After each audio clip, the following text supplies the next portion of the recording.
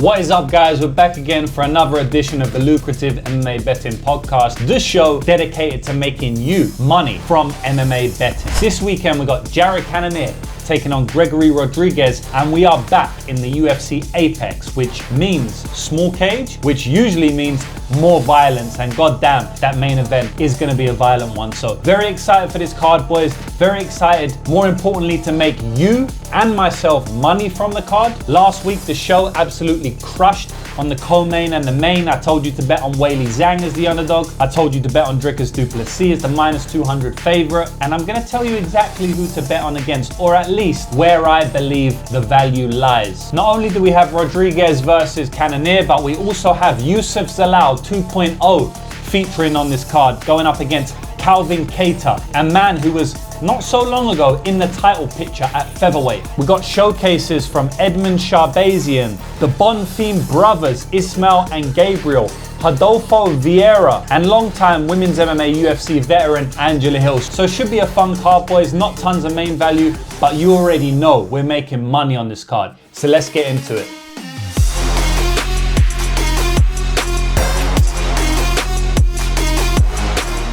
So the first fight we're going to speak about is the main event. That is Cannonier taking on Gregory Robocop Rodrigues. So Cannonier is coming into this fight only a few months removed from that bad beatdown he took, especially in the final round from Caio Borralho. He is coming into this fight with a record of 17-8. And I must say, I'm surprised to see him coming back to the octagon so quickly. He's taking on Gregory Rodrigues, who is surging at the moment on a very solid win streak, and his record is 16-5. So currently they have Gregory Rodrigues as the massive favorite here. I mean, at least a very big favorite. He's -220 with the underdog price tag on Cannonier sitting at +185. Now let me tell you something, boys. If you told me and the rest of the market that Cannonier would be a +185 underdog to Gregory Rodrigues, we probably would have laughed at you. But that is how MMA goes. We just saw last week Weili Zhang beat down on Tatiana Suarez. And again, if that fight was 5 years ago, it doesn't go that way. But fighters change fast. Fighters fall off fast. Fighters adjust and improve their games just as fast. And the market adapts. So at this point in time, we have Gregory Rodrigues coming in as a massive favorite. Now, first of all, I can't say that I agree with him being such a big favorite, right? I'm going to make that statement straight off the bat, because when I'm doing research and tape study for this fight, one thing I see time and time again is something I've known throughout his entire career, and that is that Gregory Rodrigues gets hit and gets hurt a hell of a lot. And he doesn't have a great chin, boys. Now, we can go back to his fight against Jordan Williams, where he got knocked out by the much inferior martial artist in that fight because he doesn't have a good chin. It wasn't because of skill set. It wasn't even because of hitability. It was simply because his chin is not good, meaning that he gets knocked out more often than he should do. If we go back to the Junyong Park fight, we will see in that fight that Park, somebody who has been memed to have pillow fists, someone who doesn't hit very hard, was able to rock him, wobble him, badly damage him on the feet before he came back and got his own KO. Shout out to him. I bet him in that spot, -110. But after that fight, it was clear to me, and even before that he can't always be trusted. Now look, in MMA, you're not going to have everything perfect, right? So I have bet on Gregory Rodrigues since then, and even before then. And I have a very good record on his fights. But one thing going into every Rodrigues fight is that I know he doesn't have a good chin, and we could be getting knocked out if I'm betting on him. You go back to the Bruno Ferreira fight, you know, Ferreira was coming in on his UFC debut. He hasn't done that well in the UFC since then. And what happened to him? He got knocked out in the first round. I actually bet on Ferreira to win in that fight, and I bet on Ferreira to win via KO in round 1 because I knew that Gregory doesn't have a great chin. So look, boys, I'm giving you example after example of Gregory's chin not being great. Now look, it's held up fine in other fights, right? So it's not like the worst chin of all time. You go back to that Petroski fight. His chin held up fine in that fight. You go back to the Chidi Njokwanu fight. He got hit with a bomb elbow, got split open completely. But in terms of his chin, he was fine. He wasn't that heavily rocked, and he survived. He ended up getting a finish in that fight. So, you know, his chin is bad, but sometimes it holds up better than others. I mean, going up against Christian Leroy Duncan in his last fight, you would have thought he would have been knocked unconscious if he has a bad chin. He took a couple licks, right? It wasn't that often. He was definitely a step ahead in that entire fight, but he did take some punishment there, you know, throughout the 15-minute fight. Of course, it's a fist fight. And his chin held up fine again. So I'm not going to come out and say he's got the worst chin of all time. I would just say that is definitely not reliable. So just based on that, and obviously factor in Cannonier's power and his ability to deliver that power, I don't think that the odds should be this wide. You know, I would say that Gregory Rodrigues should be sitting here as somewhere around minus 150, minus 175. You know, in between the 60 to 65% range is where I would cap him. Not out at 70% where he is right now. So maybe not a massive edge on Jared moneyline, but potentially some value there. Now, it doesn't mean I'm going to bet it, right? Let's look at the angle that I want to take to bet this fight, right? And boys, like I could go in depth on Jared's previous fights and Gregory's previous fights, and we are going to touch on Jared's, right? But I think the most important thing that I want to give to you in these videos that I do weekly is where to put your money, where to bet. Now, obviously, I'm not going to go in depth and tell you all the bets I'm making. I'm going to keep that for my VIP subscribers, for people that go to my website, click the link in my bio and sign up. They get all of my bets, right? But I'm still going to give to you as much knowledge as possible this early on in the week when I record these videos and give you some direction of where to bet. You know, as I said, last week, I told you Weili Zhang was the side as an underdog. I told you Dricus du Plessis was going to win the fight. And this week, I'm going to tell you something for the main event. This fight isn't going to go to decision, boys. I'm very confident in that. Now, if it does, maybe someone clips this and make fun of me online, but that's what we subscribe to, right? That's what we sign up for when you're making predictions online. You can look like a fool, and I've looked like a fool many times. I just don't think I'm going to look like a fool here, boys.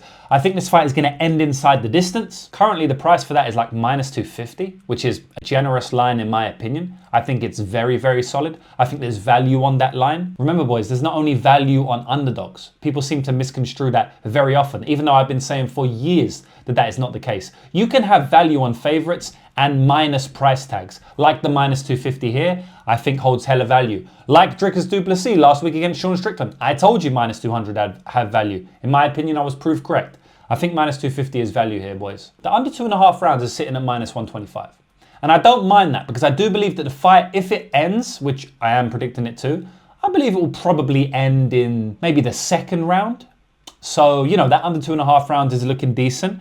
I do prefer to go to the minus 250 line though, just because, I mean, we even saw in Jared's last fight, right? He almost got finished in round 5. Brutality, right? Even in his fight against Nassourdine Imavov, he got finished later on in that fight. That was a round 4 finish. So even though Cannonier has taken a lot of punishment, even though he's been hurt time and time again more recently, in more recent years, he's still a tough motherfucker. He survived a decision against Bahayo, and I don't know how. I bet on Bahayo in that one. I bet on the fight doesn't go to decision, and I don't know how that went. It should have been stopped. It is what it is. We was having a lot of bad beats and bad breaks in 2024, and that was just one of the other added to the list. It is what it is, but, you know, he definitely could have been finished in that fight. Imavov went to round 4, and, you know, that one is another fight where he was kind of looking all right up until the stoppage. Then he got caught once, he got clipped, and you can say it was a bad stoppage, but I feel like he would have been stopped in that fight. If he didn't get stopped there, it would have been a 10-8 and probably he would have been badly damaged and potentially stopped after. But at the end of the day, that's not a guarantee, right? All I can say is that I like that doesn't go to decision here, minus 250, right? So let's speak a little bit more about Jared Cannonier's career, because we've touched on RoboCop. You know, the most pertinent thing to say here is that his chin is a bit dodgy, but he's a good boxer, comes forward, hits very hard. He's always in your face. He pushes the action. He's a great guy to bet on for the under because he always tries to finish fights. And like I said, with his chin, he may be getting finished. So he's always a good guy to bet on the under for, right? In terms of Jared Cannonier, he's kind of a similar fighter in that he likes to box, right? He likes to be in close range. I believe that Jared Cannonier in the pocket may be a little bit better than Gregory Rodrigues, but they're not far apart. They're pretty close. I think Jared is very, very sharp with that 1-2. He's very sharp with the jabs, and he's very good in close, but so is Gregory Rodrigues. So I feel like they're both going to complement each other here. Stand in the pocket and trade bombs, and someone's going to sleep if that happens. Gregory Rodrigues also has the grappling upside here. We have to mention that. And man, like I said, if this was 5 years ago, I am putting my house on Jared Cannonier, but at this point in time, man, I've seen him take damage and punishment in his last 2 fights that no man should take, you know, especially in that last fight against Kai Bahayo, and he came back fast after the Imavov fight. And, you know, the fight against Bahayo was in August. It was in late August. So, you know, he's taken a decent break. It's 6 months, but honestly, I think it's too soon. You know, the quick succession in which he took the Imavov fight and then the Kai Bahayo fight, I believe was too quick, okay? It was June to August. That's a very quick turnaround. And we saw the damage he took in the Imavo fight and then the heavy damage he took in the Bahia fight. And now, 6 months later, he's coming back again. Honestly, I don't think it's actually less than 6 months. It's like 5.5 months. I don't think it's enough time. I think this guy needs 9 months away. But the issue is his age, right? He's getting on. He's 40 years age. That is a very, very old middleweight. So he can't really afford to take a 9 months or a 1 year off, right? But I think in terms of punishment wise, in terms of damage, I think it's probably better that he did that. But at his age, he's just not going to do that. And I understand. So I think he's, somewhat being forced to come back a little bit early here because of his age, after just 5.5 months. And I think it might bite him badly. I think RoboCop can finish him here. I'm going to pick Gregory Rodrigues. And the reason I'm doing that is because of Jared's age, because of the punishment he has took. But let me tell you something now. He is very live for that KO. And because the price difference is massive on the Jared Cannonier KO price tag versus the Gregory Rodrigues price tag, I may even look for Jared Cannonier KO. I may even look to play that a little bit, half a unit shot or something. Like I did with, last week's KO play. I only played one KO prop last week. That was Jimmy Crute via KO. Jimmy Crute via KO1 as well. And I feel like Jared Cannonier KO could be another good prop to take this week, just as that was last week. So I'm going with Gregory Rodrigues, boys. I'm not super confident in the outcome because of his chin issues, because he's taken up a step up in competition here, even though Jared's on a downslide. But I can't pick Jared. I cannot pick this guy who's taken so much punishment lately, who has shown clear issues with his chin.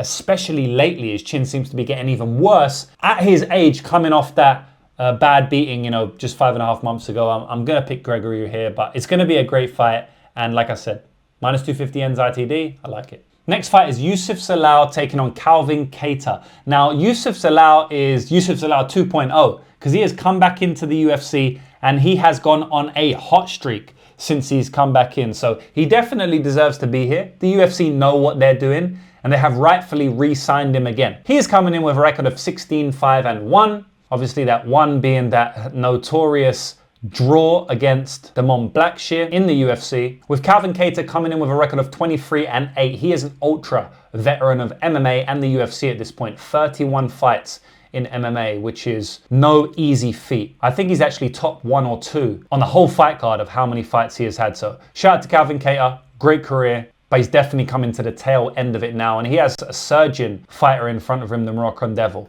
The Moroccan Devil, Youssef Zalal, is currently a minus 400 favorite. So very big favorite for him. Calvin Kattar is coming back as the plus 325 price tag. Now, man, again, this is so funny because it's just like the main event, right? If you told me a couple of years ago in all the market that Youssef Zalal would be a minus 400 favorite against Calvin Kattar, everyone will call you crazy. Everyone will say that you're ridiculous. Even in 5 years, it's not going to be the case. Calvin can never fall off that quick. But we see how quickly narratives change. Straight after the Tatiana Suarez versus Weili Zhang fight, the narrative moved to Tatiana was in over her head. Tatiana had too many injuries. Tatiana's, past it. She's washed. She's not athletic anymore. Which is true, right? That is the correct narrative. But before the fight, the narrative wasn't that, right? The narrative was that on this channel, right, where you are now, because I was saying that. And you can go back to my last video and watch me say that exact same thing. But the narrative of the market wasn't saying that, right? And that's why Tatiana kept getting bet down. And I was able to double down and bet Weili Zhang for a second time at plus 140, right? The narrative wasn't that, but narrative shifts so fast in MMA. And the narrative right now is that Calvin Kattar is washed, he's completely past it, and that Youssef Zalal is a different fighter. And guess what?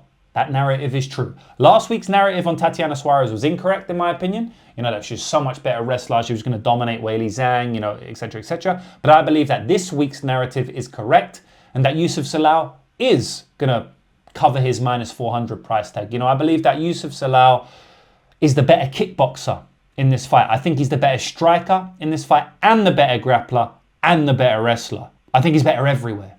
I don't think there's anywhere when you talk about a broad skill set, when you talk about specific individual skill sets, then yes, Calvin Kattar is the better boxer, okay? But he's not the better striker. Youssef Zalal is the better striker, in my humble opinion. I mean, we've seen time and time again now Calvin Kattar get outstruck, right? In that Arnold Allen fight, he got outstruck for round 1, right? And then obviously popped his knee, so we can't take too much from it. But Arnold Allen was dancing on the outside and kind of just dancing around him and just jabbing him up. Why can't Youssef Zalal do the same thing here? Youssef Zalal has elite footwork. So elite that the current champion, Ilia Topuria, was not able to hurt him on the feet because he wasn't able to cut off the cage. And Ilia Topuria is one of the best in the entire world at cutting off the cage. Now, he did cut off the cage a couple of times, but Zalal is so good that even when you're able to cut off the cage on him and get in boxing range, which you need to because that's his only deficiency, especially in this fight, he was still able to slip and roll with Ilia Topuria's shots up against the cage. And let me tell you something now, almost nobody has been able to do that. Who has been able to slip and roll with Ilia Topuria's boxing up against the cage other than Youssef Zalal? And no one else has done it. You know, Max Holloway did it at one point, but then he got knocked out soundly after. Zalal is one of the only people that, first of all, has even put up a fight against Ilia Topuria, but second of all, lasted the decision. Only 2 people have managed to do that. Josh Emmett, who got one of the only ever 10-7 rounds in the UFC, and Youssef Zalal. So what I'm trying to say is that Youssef Zalal has elite footwork, and even if you do catch him up against the cage, he still has tricks there to not get hit with your boxing bombs. This is a terrible matchup for Calvin Kattar. First of all, he's not even going to be able to cut off the cage like Topuria was able to. And even if he is, he's not a better pocket boxer than Ilia Topuria. He definitely doesn't hit as hard as Ilia Topuria, and he's definitely not as good with his boxing up against the cage as Ilia Topuria. So if Topuria wasn't able to catch Zalal, and Zalal actually, you know, not made him look silly, but kind of styled on him a little bit with the defense, you know, shoulder roll, Philly shell up against the cage, reverse the position into a clinch at one point, then I think that he's going to be able to do it to Calvin Kattar. Now we speak about the other stuff. Boys, do you remember when Calvin Kattar was out kickboxed by grappler Renato Moicano with a jab and leg kick? Do you know what Zalal does really well? Jab and leg kick. Do you remember when he was grappled for 3 rounds against Aljamain Sterling at -110? I do, because I bet on Aljamain Sterling. Do you know what Youssef Zalal does very well? Grapple people. I think he can get grappling success in this fight, but he doesn't even need to. He can just outstrike him, bounce on the outside, beat up his lead leg, jab him, outclass him for 3 rounds. I think this is going to be a 15-minute, probably 30-27 decision to Youssef Zalal. I believe that he will cover his -400 line. I believe that a lot of people will play Calvin Kattar chasing value, and I don't think they're going to win this one. I got Youssef Zalal making somewhat of a statement win in this one. A clean, easy win for him. And moving on to some of the serious players in the division, taking on a top 10 opponent in his next fight. Next fight we got here is Edmen Shahbazyan versus Dylan Budka. So we got Edmen Shahbazyan coming in with a record of 13 wins with 5 losses, with Dylan Budka coming in with a shallow record of 7 wins and 4 losses. Currently they have Edmen Shahbazyan as the pretty massive favourite at -350, with the underdog price tag on Dylan Budka sitting at +290. I'm not going to speak long about this fight, boys. It's an ugly fight. It's a weird fight. It seems to me that Budka is probably not UFC level. You know, he's failed at the UFC level time and time again, and he's probably going to fail here, man. Edmen Shahbazyan's not the best fighter, but there's an argument that he's getting better. Now, I know he has shown the same deficiencies time and time again in his game, and that's with his gas tank, right? So maybe he's not improving his gas tank. But in terms of technicality, the way he approaches the game, I think he is getting better. I do believe he's rounding out his skill set. I do believe that he's rounding out his game. I do believe that he's shown some grappling improvement in recent fights. I do believe that he's shown some pace improvements in recent fights. For example, the Daucha Lungambia fight. Now, look, when he goes against some dogs like Fluffy Hernandez, Gerald Meerschaert, Nassourdine Imavov, I mean, these guys, outside of Nassourdine, I mean, Fluffy and Gerald are literally known for putting you through the ringer and finishing you in round 3. So, look, he was always going to get finished there. Nassourdine Imavov, he got finished by. This guy is looking like he's going to have a title shot soon. He might have a title eliminator with Chimaev. I mean, this guy is literally top 5 of the division right now. When he takes a step down in competition, he wins. Edmen Shahbazyan wins. Like, who is Edmen Shahbazyan's worst loss? Like, if we go back through his career now, and I'm literally going to pull up Tapology and I can speak to it with you. His losses, right, are Gerald Meerschaert, Fluffy Hernandez, Nassourdine Imavov, Jack Hermansson, and Derek Brunson. And Derek Brunson, by the way, that was in 2020, right? All of these guys are quadruple the fighter that Dylan Budka is. Let me tell you his wins, right? Now we're going to go to his wins. AJ Dobson, he beat him. By the way, I thought he was going to lose that fight. I bet on AJ as a massive underdog. He rocked him badly. Like, let's not relive that one. But he did get the win, right? He beat Daucha Lungambia. He beat Brad Tavares, and That was a random head kick. Jack Marshman, it's like Darren Stewart he beat back in the day. Like, when he takes these step down in competitions, he wins. This is a step down in competition, boys. I'm picking Edmen Shahbazyan here. I'm picking Edmen Shahbazyan via KO. You know, when he wins via KO. He wins inside the distance. I think he probably gets a KO here. And it's really one of those ones where even if he doesn't get a KO, he probably could still win even by decision, which is very rare that I would ever say that about Edmen Shahbazyan. But Dylan Budka is just probably not good enough to beat Edmen Shahbazyan here. At the end of the day, you have to be a certain level to beat him, and I don't think Dylan is. So, yeah, I'm going to pick Edmen Shahbazyan in this one. It's not impossible that Budka wins. I mean, at the end of the day, we know how you beat Edmen. You just try to go at his gas tank, make him tired, and theoretically, Budka could do that with the wrestling if he gets a couple of takedowns, but I just don't think the skill sets are there. I think this is a levels fight, and I think Shahbazyan's going to win this one. So in the next fight, we've got Ismael Bonfim coming in with a record of 20 wins with 4 losses. Pretty stellar record there.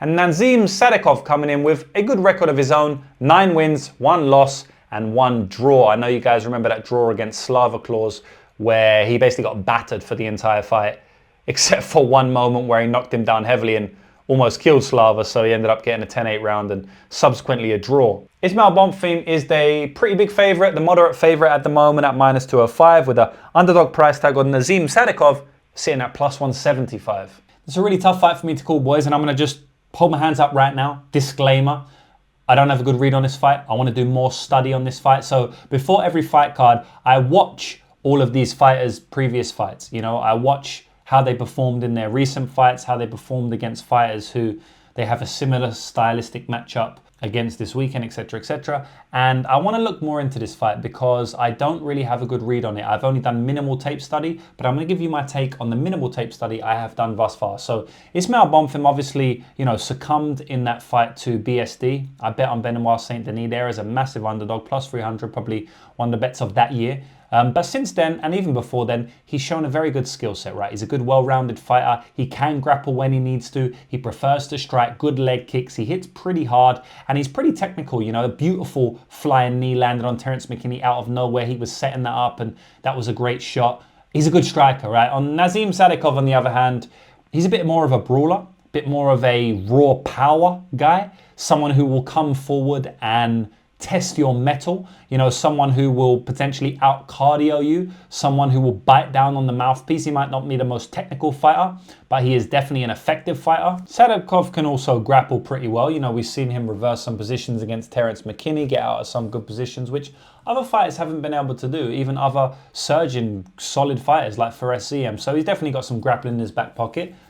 But I think Bonfim's probably going to be the better grappler of the two. You know, maybe it cancels it out. I think for the most part, this is going to be a striking fight. Sadykhov, like I said, got power, tenacity. He's got a good left kick as well. So it's going to be interesting to see how Bonfim deals with that. You know, we did see Bonfim have some struggles with the left kick of BSD. So, you know, that will be interesting to see here. But outside of that, I just think it's going to be a nip and tuck fight. I think that Bonfim's going to out-technical him. I think he's going to be able to land better shots. But I think Sadykhov could potentially land the harder shots. I think Sadykhov could be a bit more durable, maybe a bit more mentally tough. Someone who probably I would favor in like a war/dog fight.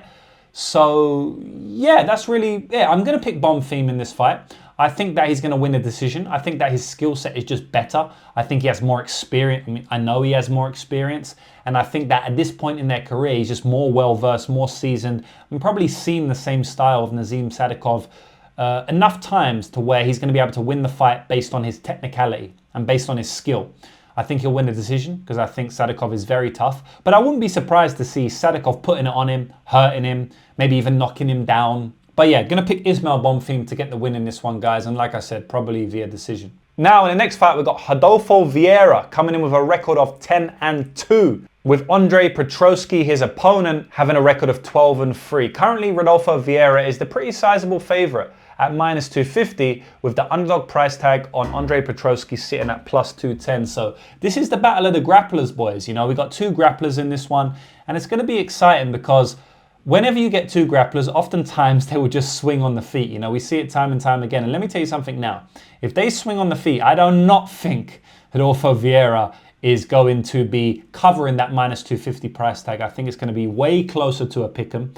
And yeah, I think it's going to be potentially a messy fight on the feet because They're not fighters on the feet. Now, if the grappling gets going, it's also interesting because I feel like Petroski has the much better wrestling. You know, I don't think it's close, but I don't think Rodolfo Vieira has the much better grappling, you know, the much better submission grappling, I should say. Although Petroski can hang there and Rodolfo can kind of hang with the wrestling, I just do think that he will probably be taken down if Petroski wants it there. Is Petroski going to want to take Vieira down? One thing I will say is that Vieira is more of a top player than anything. He's not got a great guard. And so, you know, Petroski may test his guard. Maybe goes down there once and, you know, sees for himself if he's comfortable in his guard, because Petroski is a grappler first, right? So he might just default to what he is good at, which is wrestling and grappling. But I have to favor Vieira in that realm quite heavily. You know, Vieira, I'm sure, has maybe too much for Petroski on the ground. He might be able to reverse, get on top position himself. He's probably going to be clamping onto those arms, those limbs, quite sharp, quite heavy, quite fast, quite strong, especially in round one. And I don't necessarily think Petroski is going to want to deal with that. Now, listen, if it's the late round two, round three, Petroski could probably get some top time, because at that point, Vieira would probably be tired. And even though Petroski is himself, you know, it's a lot easier to stay on top if you're tired versus stay on bottom if you're tired. We know that for a fact. So yeah, it's a weird one for me. Like, I definitely favor Vieira. I think that he's got a lot of the intangibles in this fight, right? And, you know, as I always say, boys, there's only three ways to cap a fight. You cap the stylistics, you cap the statistics, and you cap the intangibles, right? That's the only way, the only things you need to worry about when you're breaking down a fight. Now, the stylistics are kind of weird, messy in this fight. The statistics are kind of messy in this fight, but the intangibles are all on the Vieira side. And what I mean by that, when I say the intangibles are all on the Vieira side, is that, in my opinion, he's got the best win of the two in Arman Petrosian, where I don't really think Petroski has any standout wins. He's also way more durable. In my opinion, he has more ways to win the fight, although that one's a little bit more close. And then he's just way more mentally tough, right? And he will push through fatigue a lot better, in my opinion. And that really swings the fight in his favor for me. I am picking Rodolfo Vieira in this one, but I do not know how you can be confident laying a gigantic price tag like -250 in a fight that could literally come down to Petroski's game plan, what he decides to do. And there's a lot of question marks, you know, whether Petroski will strike or grapple. And if he does strike, yes, I think Petroski got the worst chin. You know, like I said, he's less durable. And Vieira's probably the cleaner striker, more technical, got a good jab, good 1-2. But Petroski probably hits harder than Vieira. And, you know, I've seen him get heavy knockdowns where Vieira doesn't really get knockdowns at all. I mean, Petroski hit GM3 very, very hard. And would I be surprised to see him knock down Vieira here, or at least hurt him on the feet? No. And, you know, one big shot can swing around in a round that could be close in the striking, because none of these guys are good strikers. So yeah, I'm picking Vieira to win this one.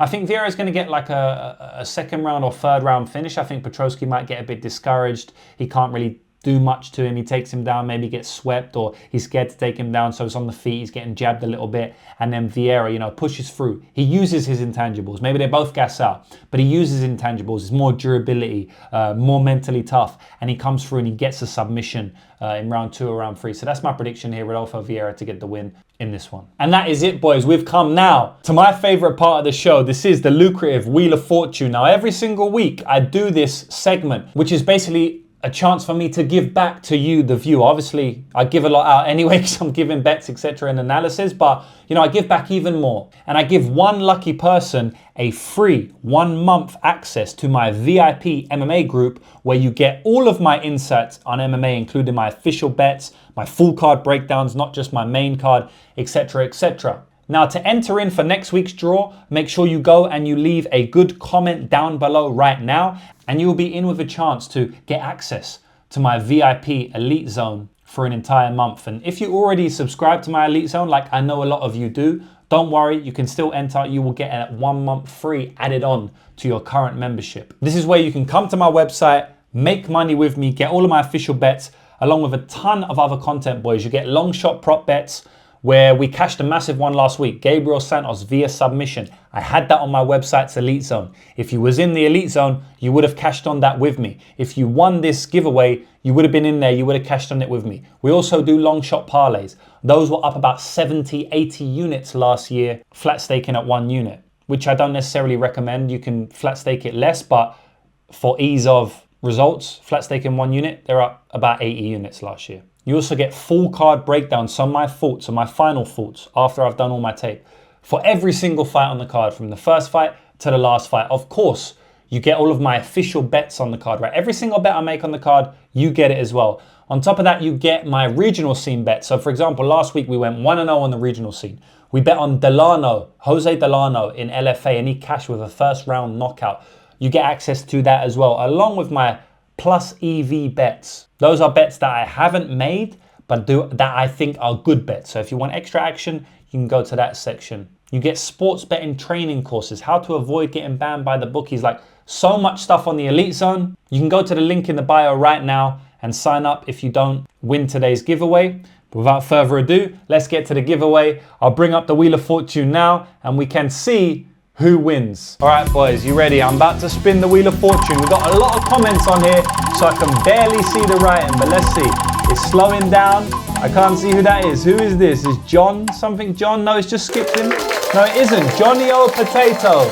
Well done, Johnny O Potato. You have just won yourself 1 month free membership to the Lucrative MMA Elite Zone on lucrativemmabetting.com. All you need to do is DM me, and don't worry, I can verify your YouTube channel, so don't try and cheat if you haven't won, but just DM me on Twitter or Instagram and I will get you into our exclusive website. And don't worry, boys, if you didn't win this week, you can still click the link in my bio, go to lucrativemmabetting.com, it's right there in the bio, and sign up and get access anyway. And make sure to leave a comment down below so you have access to win an additional 1 month on next week's show. So that's it, boys. I hope we're going to cash again this week. I have put my all into this video and put my all into the tape study and research, as I always do. So I hope you appreciate it. And more importantly, I hope we make some damn money. So let's get it, boys. Good luck on our bets. Let's go.